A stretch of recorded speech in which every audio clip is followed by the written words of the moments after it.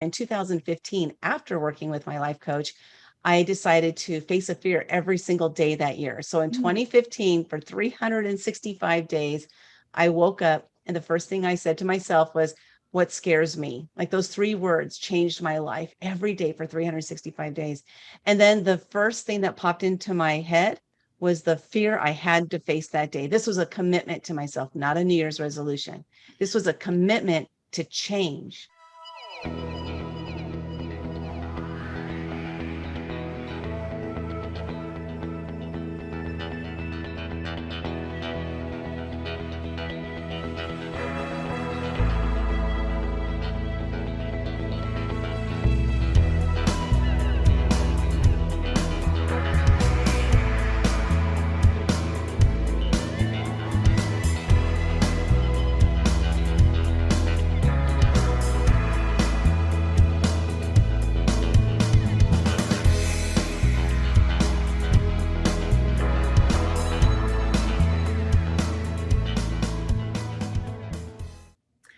Hi, everybody. I'm Dr. Kristen, one of the good doctors of Abbey Research. And here at Abbey Research, we are completely convinced that curiosity can change the world.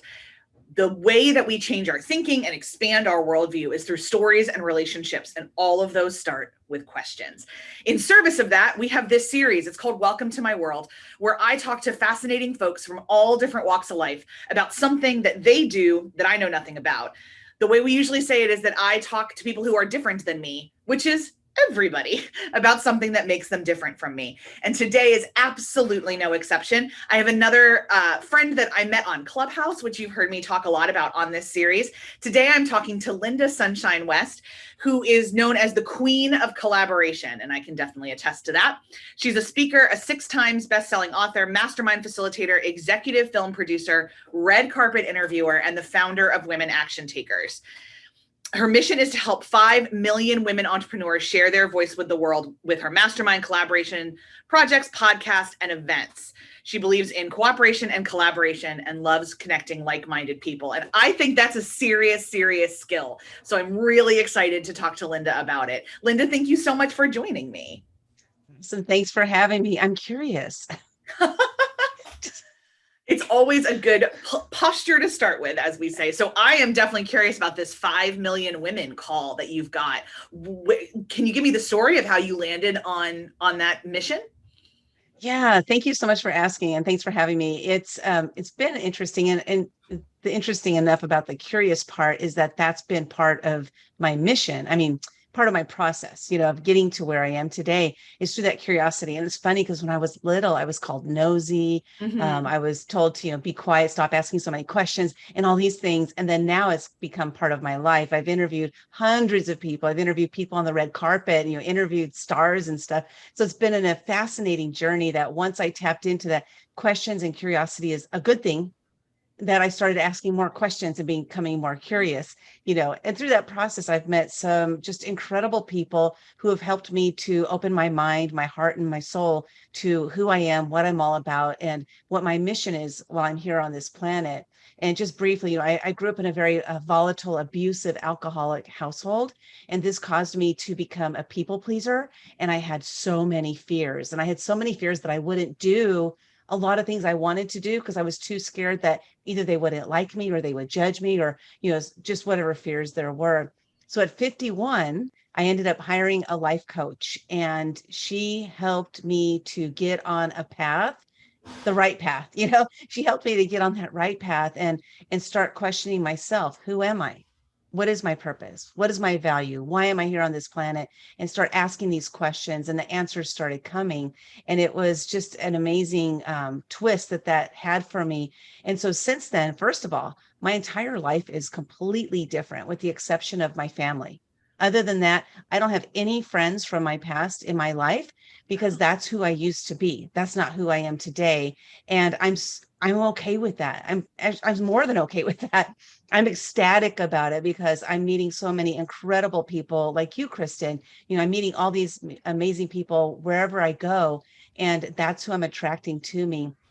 So 5 million, how did I pick 5 million? Well, as I was going through, you're trying to figure like, what do I want to do? What is my impact going to be? And all this stuff, I came up with small numbers, and I would say like 5,000. And then I read 10X, by Grant Cardone. And I was like, I'm just going to 10X that number. Well, I 10X'd it wrong, because 10X would have been 500,000, or no, 50, yeah, 500,000. I don't know, whatever. I'm not good at math. And I just said 5 million. And that's how I got to 5 million. How am I going to measure that? That's the challenge, right? Will I really know that I've positively impacted 5 million people? No, I won't. But I do know, I know deep down that yes, I will impact those people, because it's through the ripple effect. Yeah, Whenever absolutely. I talk, yeah, like here today, maybe there's somebody here that I've impacted their life, and then they go on and now they're raising their children differently. So that's the ripple effect. So it's through the ripple effect that I know that I will positively impact 5 million people. Amazing. And what does positively impact mean for you in alignment with your calling? That's a really important piece for me, because we make impact, but are we making a positive or a negative impact? I've had many people in my life that have made a negative impact on me. I used to beat myself up all the time. I was my own worst enemy. And I've since become my own best cheerleader. This is one of the things that my life coach helped me to do. But I noticed that, I would meet somebody, and I didn't feel good after the conversation. I felt bad about myself. There were so many different things that would take me down this bad path. But then I started meeting people that when I was with them, and when I was away from them, that I was just felt positively impacted by them. So it's really important for me to have that distinction. I don't want to make an impact. I want to make a positive impact. Big difference. Yeah, I love that. And as you were talking, I was thinking about the specificity of women entrepreneurs, and that entrepreneurship is a word we throw around all the time, but I'm not entirely sure we know what it means, what it truly means. So I love asking folks what it means to you. What does women entrepreneur mean to you? Gosh, to me, it means, well, your entrepreneur, the word itself is somebody who is innovative, who is looking for different solutions to problems, who is jumping outside of the box and saying, you know what, I'm not sure if this is going to work, but I'm going to try it anyway, because I know there's got to be a better way to do this, that, or the other, that there's got to be a better way. And I'm going to find that way come hell or high water. I'm going to discover it, and I'm going to make that positive impact on the planet by doing that. Yes, I think entrepreneurship is one of those words that a lot of people, as I said, throw around. And I think there are a lot of people that I've encountered who call themselves entrepreneurs. And I'm like, you might be an independent consultant, but entrepreneur is like a different level. Entrepreneur is there involves a hunger in that I think all means you have to have a little bit more control over your own vision and your own life than sometimes, people who throw that word around really mean. Because you're right. It's like, come hell or high water, I'm going to solve this problem. And I'm not going to solve it the way that somebody else has done it, because that's already been done and that's boring. So I'm doing it in a different way. Yeah, exactly. And I totally agree with that. And I hear you about the entrepreneur. I'm an entrepreneur, but really, are you doing new things? Are you creating new ways to do things? Are you being innovative and creative, or are you reinventing the wheel and making, just reinventing the same wheel over and over and over again? You're starting a business is awesome. But when we entrepreneurs, it's a completely different mindset. I think about like Einstein, how was it Einstein? Shoot, I can't remember whoever it was that in Thomas Edison, the light bulb, he Yes. said, I didn't fail 10,000 times. I found 10,000 ways it didn't work. Talk about innovation. Seriously. Talk about a person who's trying something new constantly, because he knew he could get this result. He just didn't know how. But the guy was kind of crazy, right? And he was out there spending all these hours doing this, all these, and people were like, you're crazy. You got to have, well, they didn't know back then, work-life balance, And I think work-life balance is a bunch of crock, because I myself, I don't have what some people would interpret as work-life balance. I'm way off kilter, but you know what? I'm extremely happy. So I'd rather be off kilter, extremely happy, being crazy to other people and living my life the way I want to live it, than thinking about a balance. I think balance, like work-life balance, is for those who are in a 9 to 5 job that they can't wait to get out of there so that they can go balance out their life with their personal life. That's my opinion on that. Yeah, I mean, that's a massively complicated topic, but I agree that at the core of that, you have to define it for yourself. Like when we teach kind of like exhaustion and self-care workshops, that's the thing that we always keep driving home. Like the self-care industrial complex will tell you that these are the 7 things you have to do to achieve balance. That's not true. Like whatever holistic life looks like for you, build that, craft that. So for you, it doesn't involve, an identification of the word balance. But I want to go back really quickly to this idea of entrepreneurship if I can, because as you were talking, this sparked a thought in me. When I first joined my family business, we are primarily dye manufacturing and other like goods manufacturing. And the like manufacturing process does not fascinate me. It never has. It fascinates my brother. He loves it. He loves figuring out how to make things work. I love figuring out how to make people work. It's just a different skill set. And so when I first moved home, my father would constantly be like, you're not an entrepreneur. You're not an entrepreneur. But then I would be dreaming up all this other stuff for the division that I run now for Abbey Research. And what I realized too is that entrepreneurship doesn't mean that you're innovative at everything. Entrepreneurship means that you are going to solve maybe this one problem, maybe 2 or 3, but it's not an unexhaustible resource. Like once you find the passion you're going to do, it does require everything in you. So it's maybe transferable skills, but it's not transferable passion. Yeah, that's interesting. Not transferable passion. And I'm going to interpret that the way I interpret it, of course, and that transferable passion. Because can we transfer passion to others? If that's what you're referring to, can we actually transfer our passion to other people? And I don't know, not to everybody, of course, not to everybody, because when I have an idea, I spark an idea. And actually, I love masterminding, right? Because right now we're really masterminding. We're having a conversation. Yeah. I'm coming up with ideas based on what you're saying and vice versa. But when I come up an idea and I'm like, oh my God, this is the bee's knees. This is going to be, end world famine and all this stuff. And I explain it to people and they just don't get it. I have not transferred my passion to them. But then sometimes we can, I believe, transfer that passion in a way, in the words that we use, the passion that we have for it, our energy and all this, as long as we're talking to the right people that is transferable too. I don't know. That's a very interesting thought. I was thinking more, I love that. I love that you picked it up and went there. I was thinking more along the lines of like what you're an entrepreneur in. So like just because you're super innovative in collaboration and people together doesn't mean that you want to figure out how to like be the next Chipotle. And the piece of entrepreneurship that I think sometimes needs to be said a little bit louder is that it is specific in some way. Yeah. And so just because this is the thing, like when entrepreneurs sell their business, I'm thinking of this too, this is connecting. There's a phenomenon where like you sell your startup and then you have no identity anymore. You don't know what to do because your whole life has been this thing and you can't just like pick up a new thing. And it's one of the reasons that we have founder syndrome in which founders hang on for way too long. And they end up, almost destroying their companies. That's extreme, but you always need fresh ideas and different people have different skill sets. Entrepreneurs are really, really good at like a certain set of things, but they're not, it's a skill set, I guess is really what I'm coming down to. It's a skill set and a specific kind of thing that not everybody has. And B, you can't have about everything in your life. That's for sure. That's for sure. And would you even want to, right? That's like, wow. Sounds exhausting. Being an entrepreneur is exhausting at times. So like, I wouldn't want it about everything. I like having things I don't care about. Yeah, oh, definitely. Like let's empower other people and delegate. This is one thing I really truly believe in, like delegation, right? There's a lot of things in my business that I do well, but I don't like doing them. And there's a lot of things in my business that I don't do well that I love doing.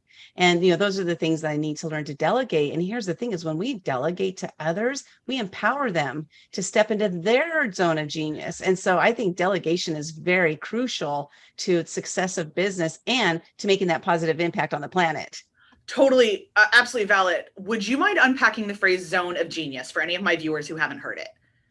Okay, zone of genius, what it means for me and to me is, finding that fine line between, and I actually had somebody do this exercise just yesterday. One of my clients is make two columns. One column is things I'm really great at, and then things I absolutely love. And then what you do is you find where the two intersect, and that is your zone of genius. Because if you could spend your waking hours doing the things that you love, that you excel at, then you are, to me, you're truly, truly living your purpose, because this means that you have figured out the things that you don't do well and you don't love, and you have delegated those off to other people so that you can remain in that zone of genius. I believe that every single one of us has a purpose on this planet. And sometimes it takes a while. It took me till I was 55 to discover my purpose. But then I believe that it's our job and duty to live on purpose every day for the rest of our life instead of on accident. And that's what I'm doing. I'm, doing my best to live my purpose every single day and to stay in my zone of genius as much as possible. I love that. And I know that I want to ask you something that you've mentioned on Clubhouse a few times, that the name Sunshine came to you later in life. And I'm assuming it's part of this zone of genius and your discovery of that process. Yeah, well, as I mentioned, I grew up in a very volatile, abusive, alcoholic household, and that had me become very reserved. And like, even though I was still outgoing, I didn't feel it. Like, I didn't feel who I was. I walked around as who I was, but I didn't feel it. But also, I would see some pictures of me from my past, and I looked miserable. Like, I absolutely, you could see it on my face. So about 3 or 4 years ago, I attended an event and I walked in the room, and this person, random person, I know them, but the random person, they said, "Hey, Sunshine." And it felt really weird. I was like, why are they calling me Sunshine? And then the next time it happened, from somebody completely different who didn't even know that person, called me Sunshine about 2 weeks later.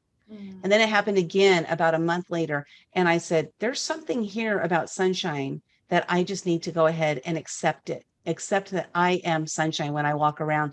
So I went ahead and changed my, officially, I changed my Facebook name. That's like my official. So I changed it to Lynda Sunshine West. And what's cool about that is that once I changed it, it felt really awkward at the beginning, but then I got used to it. And now when I introduce myself, I say, I'm Lynda Sunshine. So I've adopted it and it has become me. And I hear it all the time on Clubhouse. You really are Sunshine. And it's cool because I think by changing my Facebook name and changing my name everywhere on all my social and everything, that I have actually stepped into it knowingly. Like, I believe it now. And there was the difference for me, is that now I believe it. That internalized calling is a whole different ballgame. It really, when you step into that, it's a whole other thing. What would some advice that you would be able to, give off the top of your head? I didn't prep you for this. For anyone who is trying to figure out that zone of genius, that calling, that purpose, all the words we've used in this thing, what would be some of your pieces of advice? Well, my first piece of advice would be to, I had a life coach. I didn't do this on my own. I was in a place in my life where I was like, what is the purpose of this planet? Why am I even here? I don't have any value. Like, I truly believe I didn't have any value because of my past. And I carried that baggage with me for decades, 50 something years. But the life coach was, use that curiosity, right? She would ask me questions and ask me questions. And she was asking me the right questions. I used to hate her so much. I hated her on a weekly basis because the questions she asked really, like, if I did the work, which I did, I'm very serious about doing my homework. And I really dove into every question she gave me. And oh my gosh, I was crying every single week for 5 solid months. But it helped me to see myself differently. And it helped me to, again, go on a different path and to discover who I am. She was really the catalyst for all of that. But then I continued to do the work. So I'll share really quickly. In 2015, after working with my life coach, I decided to face a fear every single day that year. So in 2015, for 365 days, I woke up and the first thing I said to myself was, what scares me? Like, those 3 words changed my life every day for 365 days. And then the first thing that popped into my head was the fear I had to face that day. This was a commitment to myself, not a New Year's resolution. This was a commitment to change. And boy, did I change. When you face a fear every single day, you get accustomed to, fear becomes your comfort zone. So it was really, Mhm. really cool. But really, I just, keep looking for the answers. Maybe it's a life coach, maybe it's somebody who's a very curious person who will ask you a lot of questions and then dive down deep and figure out the answers to those questions. That's my advice. I love it. One of the things I usually tell people who are searching out new information about the world, like they're in the process of unlearning how the world works and relearning, I say, find somebody who will answer your questions. Ask questions to everybody in front of you. And if they won't answer your questions, find somebody else, stand in front of somebody else. Because the most important thing we can do is ask ourselves and others questions. I love that. And I can't think of a better place to end our conversation than that gem. So if you enjoyed my conversation with Lynda, how to get in touch with her is underneath this YouTube video. Do not hesitate to do it. If you are on Clubhouse, definitely come find Women Action Takers. And if you're not on Clubhouse, let me know, and I may have an invitation I'd be happy to give you. If you like the video in general too, it would be really helpful if you hit that thumbs up. YouTube algorithm is vaguely obsessed with it. If you like the tone of the videos, I do a lot of these. So subscribe and hit that bell so you won't miss a single one. Abby Research is all about curiosity. And so I'm so grateful that Lynda agreed to be the subject of my curiosity for a few minutes this morning. Lynda, thanks again for joining me. Thank you. And I'll see everybody else next time on Welcome to My World.